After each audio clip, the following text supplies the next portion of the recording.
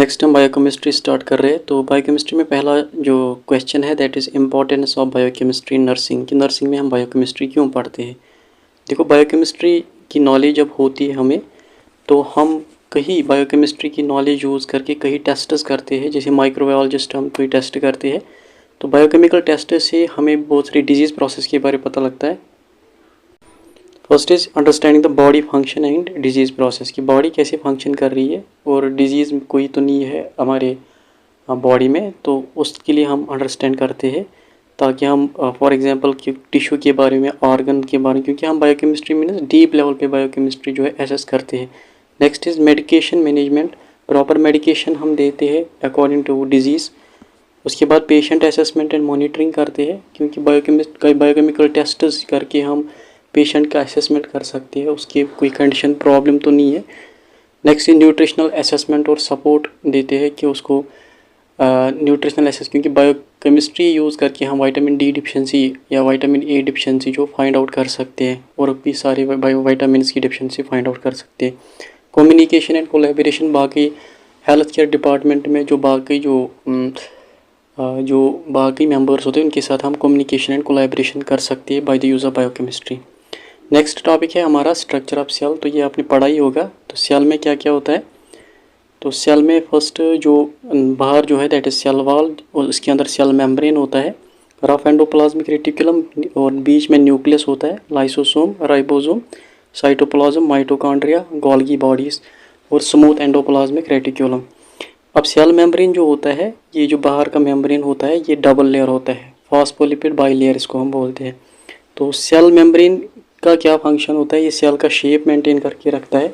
इसमें कुछ रिसेप्टर्स लगे होते हैं जो हार्मोन्स और एंजाइम्स को रिसीव करते हैं, तो उस टाइम हम रिसेप्टर्स यहाँ पे लगे होते हैं और इस सेल मेम्ब्रेन में हेल्प करते हैं एक्सोसाइटोसिस और एंडोसाइटोसिस, कि अगर सेल के अंदर कोई चीज़ लेनी है और सेल के बाहर कोई चीज़ लेनी है तो वो सेल मेम्ब्रेन का ही फंक्शन होता है। सेल मेम्ब्रेन की ऐसी डायग्राम होती है कि इसकी दो ये होती है फॉस्फोलिपिड बाइलेयर, दो लेयर्स का बना होता है। ये डायग्राम आप याद रखना, तो अगर वहाँ पे आई तो, क्योंकि सेल जो है पूछा गया था पिछले पेपर्स में, प्रीवियस पेपर में। उसके बाद है साइटोप्लाज्म। साइटोप्लाज्म जो सेल में होता है, जो फ्लूइड होता है सेल में, दैट इज कॉल्ड साइटोप्लाज्म। उसके बाद एंडोप्लाज्मिक रेटिकुलम, ये डबल मेम्ब्रेन होता है, नेटवर्क ऑफ ट्यूब्यूल्स होते हैं इसमें। तो इसमें दो तरह के होते हैं, एक स्मूथ होता है, दूसरा रफ एंडोप्लाज्मिक रेटिकुलम। जो स्मूथ होता है वो लिपिड सिंथेसाइज करता है और रफ जो है प्रोटीन सिंथेसाइज करता है। उसके बाद है गोल्गी बॉडीज, ये भी ट्यूब्यूल्स जैसे होते हैं और ये जो सेक्रेटरी वेसिकल्स बनाते हैं, जिनको लाइसोसोम्स जो है यही गोल्गी बॉडी से बनता है। उसके बाद पेरिऑक्सीसोम्स, इनको माइक्रो बॉडीज़ भी बोलते हैं। तो ये कैटाबॉलिक पाथवे में सिंथेसिस अगर कोई चीज़ करनी हो तो उसके लिए लगते हैं। उसके बाद माइटोकॉन्ड्रिया, तो माइटोकॉन्ड्रिया का स्ट्रक्चर ऐसा है, अंदर ग्रैन्युल्स होती है और राइबोसोम्स होते हैं, और इन प्रोजेक्शंस को क्रिस्टे बोलते हैं हम। तो यहाँ पे मैट्रिक्स होता है इसके बीच में से। Next is ribosomes. Ribosomes RNA और प्रोटीन सिंथेसिस करते हैं, और सेंट्रोसोम्स ये सेल डिवीजन में काम आते हैं, और लाइसोसोम्स इनको सुसाइडल बैग्स भी बोलते हैं, और ये जो सेल में कोई एक्सटर्नल चीज़ है उसको बाहर फेंकते हैं। नेक्स्ट इज न्यूक्लियस, ये बीच में होता है, largest organelle of the cell जो है ये न्यूक्लियस ही है, और न्यूक्लियस के अराउंड जो है न्यूक्लियोप्लाज्म होता है। This is structure of cell, यहाँ तक। नेक्स्ट हमारा टॉपिक है electrolytes in human body. Human body में वाटर और इलेक्ट्रोलाइट कितना परसेंटेज है और इलेक्ट्रोलाइट्स क्या होते हैं। जैसे सोडियम, पोटेशियम, मैग्नीशियम, ये सारे जो फ्लूइड और इलेक्ट्रोलाइट बैलेंस करके मेंटेन करके रखते हैं, हमारे बॉडी के अंदर फ्लूइड मेंटेन करके रखते हैं, उनको हम इलेक्ट्रोलाइट्स बोलते हैं। तो फ्लूइड्स क्या होते हैं कि ये प्राइमरी कंपोनेंट बॉडी का होता है। ये न्यूट्रेंट्स, जैसे फ्लूइड हमारा ब्लड है, लिम्फ है, या वाटर जो हमारी बॉडी में होता है वो फ्लूइड होता है। ये ट्रांसपोर्ट न्यूट्रिएंट करते हैं और वो टेम्परेचर को भी रेगुलेट करते हैं। नेक्स्ट इज इलेक्ट्रोलाइट, ये इलेक्ट्रिक चार्ज को जो है कैरी करते हैं। किडनी का रोल ये होता है, ये बहुत ही वाइटल होता है इलेक्ट्रोलाइट बैलेंस मेंटेन करने के लिए। हार्मोन जो है जैसे एडीएच, एंटीडायोटिक हार्मोन, वो भी फ्लूइड मेंटेनेंस में बहुत काम आता है। अगर फ्लूइड की इम्बैलेंस हो जाएगी तो वहाँ पे डिहाइड्रेशन भी हो सकती है और ओवर हाइड्रेशन भी हो सकती है। अगर कम हो गया फ्लूइड तो डिहाइड्रेशन, अगर ज़्यादा हो गया तो ओवर हाइड्रेशन। मेन इलेक्ट्रोलाइट्स हमारी बॉडी में कौन कौन से, एक तो सोडियम है, इसका फंक्शन ये होता है कि ये फ्लूइड बैलेंस को मेंटेन करके रखता है। नेक्स्ट इज पोटेशियम, जो नर्व और मसल फंक्शन में काम आता है। उसके बाद कैल्शियम, जो bone muscle contraction nerve function में काम आता है। उसके बाद मैग्नीशियम, ये भी मसल और नर्व में काम आता है और ब्लड शुगर मेंटेन करने के लिए होता है।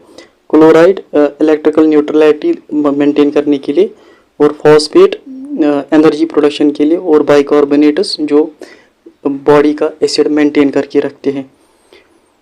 तो ये डिटेल में भी आप यहाँ पे पढ़ सकते हो कि इन इलेक्ट्रोलाइट्स का क्या फंक्शन है।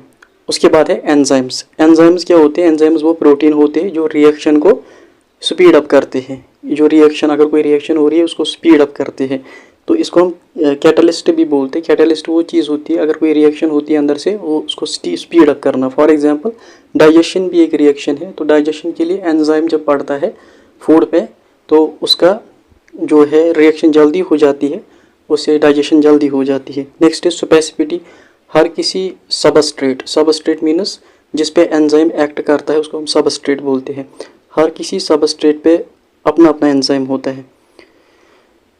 एंजाइम कभी कंज्यूम नहीं होता है। जब एंजाइम कैटलिस्ट बन जाता है तो उसके बाद ये फिर से अपने आप को रिकवर करता है दूसरी टाइम यूज़ होने के लिए। ये बहुत ही एसेंशियल होता है लाइफ में। तो सॉरी, 2 बार हो चुका है यहाँ पे पेज। अब factors affecting enzyme activity. Enzyme activity को कौन कौन से फैक्टर्स अफेक्ट करते हैं? First is temperature. जितना टेम्परेचर ज़्यादा होगा एंजाइमेटिक एक्टिविटी ज़्यादा होगी। Next is pH. जितना पीएच ज़्यादा होगा एंजाइमेटिक एक्टिविटी ज़्यादा होगी। ऑप्टिमम पीएच रहना चाहिए इसमें। सबस्ट्रेट कंसंट्रेशन मीन्स जहाँ जिस पे एंजाइम पड़ता है। फॉर एग्जांपल हमारी स्टोमक में फूड होता है वो सबस्ट्रेट कहलाएगा। फिर जब उस पर सेलेवरी एमाइलेज पड़ता है, पेप्सिन पड़ता है, तो उसको हम बोलते हैं सबस्ट्रेट, उसको हम बोलते हैं सबस्ट्रेट। अब जितना सबस्ट्रेट ज़्यादा होगा, कि अगर हमारी बॉडी में या अगर हमारे स्टोमक में फूड ज़्यादा है, मीन्स हमारे स्टोमक में सबस्ट्रेट ज़्यादा है, तो उतने एंजाइम्स ज़्यादा रिलीज़ हो जाएंगे। एंजाइम्स के लिए इनहिबिटर्स और एक्टिवेटर्स होते हैं। इनहिबिटर्स वो होते हैं जो एंजाइम्स को बंद करते हैं, और एक्टिवेटर्स वो होते हैं जो एंजाइम्स को एक्टिव करते हैं। अब जो एंजाइम्स क्यों ज़रूरी है कि डायग्नोस्टिक, कहीं हम ऐसे डायग्नोस्टिक टेस्ट करते हैं वहाँ पे एंजाइम देखते हैं हम, तो एंजाइम से हमें पता लगता है कि कौन सी डिजीज़ हुई है। एग्जाम्पल, जब किसी की लिवर प्रॉब्लम होती है तो उसमें कुछ एंजाइम्स रेज होते हैं, जैसे SGOT SGPT रेज होता है। या अगर किसी का हार्ट में प्रॉब्लम होती है तो ट्रोपोनिन एंजाइम, या जो आगे हम पढ़ेंगे, तो एंजाइम को देख के हम ये भी डायग्नोज भी लगा सकते हैं। इसी टॉपिक का नाम है diagnostic application of enzyme activity. तो एंजाइम्स बहुत क्रूशियल रोल एक्ट करते हैं ताकि हम वायरस डिजीज़ को इससे डिटेक्ट कर सकते हैं। तो एंजाइम्स ये डिजीज़ मार्कर्स होते हैं, और स्पेसिफिक एंजाइम में कार्डियक एंजाइम जैसे क्रेटिनिन काइनेस और ट्रोपोनिन होता है। ये 2 एंजाइम्स होते हैं जो हमें हार्ट अटैक के बारे में या हार्ट में अगर कोई प्रॉब्लम है उसके बारे में बताता है। लिवर एंजाइम्स जैसे AST और ALT, ये हमें लिवर में कोई गर्मी ज़्यादा तो नहीं है या लीवर में कोई फेलियर तो नहीं है, तो ये हमें दिखाता है। उसके बाद पैंक्रियाटिक एमाइलेज अगर ज़्यादा हो, जो पैंक्रियाटिक एमाइलेज टेस्ट जब हम करते हैं तो पैंक्रियाटाइटिस हो सकता है, तो उससे भी हम वो पैंक्रियाटाइटिस डिटेक्ट कर सकते हैं। मीन्स कि एंजाइम्स को देख के, एंजाइम्स की कंसंट्रेशन को देख के ब्लड में जब ब्लड टेस्ट करते हैं तो उसमें एंजाइम्स देखते हैं, तो उससे हमें पता लगता है कि कौन सी डिजीज़ हो। मसल डिसऑर्डर में जैसे क्रेटिनिन काइनेस C के जो होता है, ये एक एंजाइम होता है, इससे भी हम मसल डिसऑर्डर जो है डिटेक्ट कर सकते हैं। बोन डिसऑर्डर के लिए ALP यूज़ कर सकते हैं, और किडनी डिसऑर्डर के लिए हम यूरिस टेस्ट या क्रेटिनिन टेस्ट करते हैं। वो क्रेटिनिन भी एक एंजाइम ही होता है। अब जो एंजाइम स्पेसिमेन है, मतलब एंजाइम सैंपल हमने कहीं पे लिया है, जो सैंपल होता है उसकी प्रिकॉशंस कैसे करेंगे जब हम इसको हैंडल करेंगे। तो अप्रोप्रिएट PPE जो है मेंटेन करके, मास्क, ग्लव्स, गाउन होना चाहिए। यूनिवर्सल प्रिकॉशंस मेंटेन करके है। एरोसोल ना बने वहाँ पे, मतलब उससे बाहर हवा ना आए, स्किन कांटेक्ट ना रहे, प्रॉपर डिस्पोजल हो। स्पेसिफिक प्रिकॉशन ये है कि टेम्परेचर कंट्रोल करके रखना है, कि उसको टेम्परेचर से कोई इफेक्ट नहीं होना चाहिए एंजाइम का। इंटीग्रिटी होनी चाहिए और प्रॉपर लेबलिंग होनी चाहिए, कि उसको नेम जो है या बाकी किस किस्म का एंजाइम है, कब लिया है, ये सैंपल वो भी होना चाहिए। Next is digestion absorption of fats, carbohydrates and protein. जो डाइजेशन और एब्जॉर्प्शन है इसमें सीरीज़ ऑफ चेंजेस आ जाती है। फर्स्ट इज़ अगर कार्बोहाइड्रेट की बात करें तो जब हम चीविंग करते हैं फूड को तो वहाँ पे ये थोड़ा सा मैकेनिकल डाइजेशन हो जाती है। उसके बाद इस पर सैलिवरी एमाइलेज बढ़ जाता है और स्टोमक में ये कार्बोहाइड्रेट डाइजेशन हो जाती है। माउथ में इसको सैलिवरी एमाइलेज बन जाता है, सैलिवरी एमाइलेज इसके ऊपर पड़ जाता है कार्बोहाइड्रेट के और वो इसको तोड़ देता है इनटू मोनोसैकेराइड और डाइसैकेराइड में। इसी तरीके से स्मॉल इंटेस्टाइन में पैंक्रियाटिक एमाइलेज जो हार्मोन होता है, ये सॉरी एंजाइम होता है जो पैंक्रियास से निकलता है, तो ये भी कार्बोहाइड्रेट को सिंपलर कार्बोहाइड्रेट जैसे मोनोसैकेराइड, ग्लूकोज, फ्रैक्टोज, गैलेक्टोज में तोड़ देता है। उसके बाद एब्जॉर्प्शन इसकी ब्लड स्ट्रीम जेजेनम में होती है और लिवर में ट्रांसपोर्ट होती है। तो ये था कार्बोहाइड्रेट। अब है प्रोटीन। प्रोटीन की भी chewing and churning in stomach हो जाती है। तो वहाँ पे उसके बाद केमिकल डाइजेशन होती है कि स्टोमक में एक एंजाइम रिलीज होता है दैट इज़ पेप्सिन, जो स्टोमक एसिड से एक्टिवेट होता है। तो वो पेप्सिन इस प्रोटीन को तोड़ देता है इनटू स्मॉलर पॉलीपेप्टाइड्स। उसके बाद जब पैंक्रियाटिक प्रोटीज होता है ये पॉलीपेप्टाइड्स को अमीनो एसिड्स में तोड़ देता है। अब एब्जॉर्प्शन जो होती है इन अमीनो एसिड जब ये टूट जाते हैं, प्रोटीन अमीनो एसिड्स में चेंज हो जाते हैं, तो ये ब्लड स्ट्रीम में स्मॉल इंटेस्टाइन में एब्जॉर्ब हो जाते हैं। उसके बाद है फैट। फैट की भी mechanical digestion, chewing and churning in stomach होती है। चीविंग तो हम करती है और स्टोमक में चर्निंग होती है। तो केमिकल डाइजेशन में स्टोमक में लाइपेस और गैस्ट्रिक लिंगवल लाइपेस मीन्स जो टंग से लाइपेस निकलता है और गैस्ट्रिक मीन्स जो स्टोमक से लाइपेस निकलता है, उससे डाइजेशन होती है।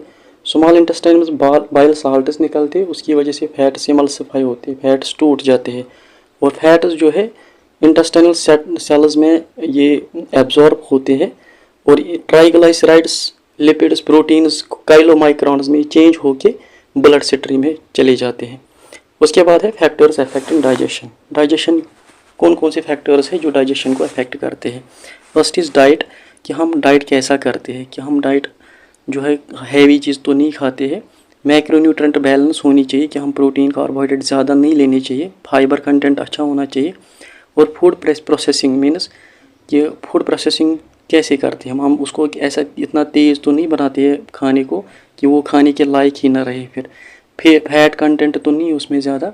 तो डाइजेस्टिव एंजाइम्स पे भी ये डिपेंड करता है, क्योंकि जितने एंजाइम्स हमें ज़्यादा होंगे उतना फूड भी ज़्यादा डाइजेस्ट हो जाएगा। नेक्स्ट इज़ गट हेल्थ पे भी, कि किसी का अगर जो गैस्ट्रोइंटेस्टाइनल प्रॉब्लम है तो उसको ज़्यादा डाइजेस्ट नहीं होता है, लेकिन जिसका गैस्ट्रोइंटेस्टाइनल प्रॉब्लम नहीं होती है ठीक होता है सब कुछ। गट मोटिलिटी पे, इंटेस्टाइनल परमेबिलिटी मीन्स कि एब्जॉर्प्शन प्रॉपर हो रही है कि नहीं हो रही है। लाइफस्टाइल फैक्टर्स में कि इस पर भी डाइजेशन इफेक्ट होते हैं, जैसे हाइड्रेशन हम अच्छा रखते हैं, स्ट्रेस तो नहीं है, स्ट्रेस की वजह से पेप्टिक अल्सर भी होता है कभी, फिजिकल एक्टिविटी अच्छा करता है, स्लीप अच्छी करती है। तो individual psychology and individual physiology, तो फिजियोलॉजी भी वेरी करती है, तो उसके अकॉर्डिंग पे भी डाइजेशन जो है इफेक्ट होती है। Next topic is malabsorption syndrome. Malabsorption syndrome simply as a name indicators कि हाँ इसमें जो है डाइजेस्टिव डिसऑर्डर होता है जहाँ पे न्यूट्रेंट्स एब्जॉर्ब हमारे ब्लड में नहीं होते। तो इसमें एब्डोमिनल पेन होती है, डिस्टेंशन, ब्लॉटिंग, गैस और ये सारे सिम्टम्स होते हैं। So thank you, this was first 3 chapters of biochemistry.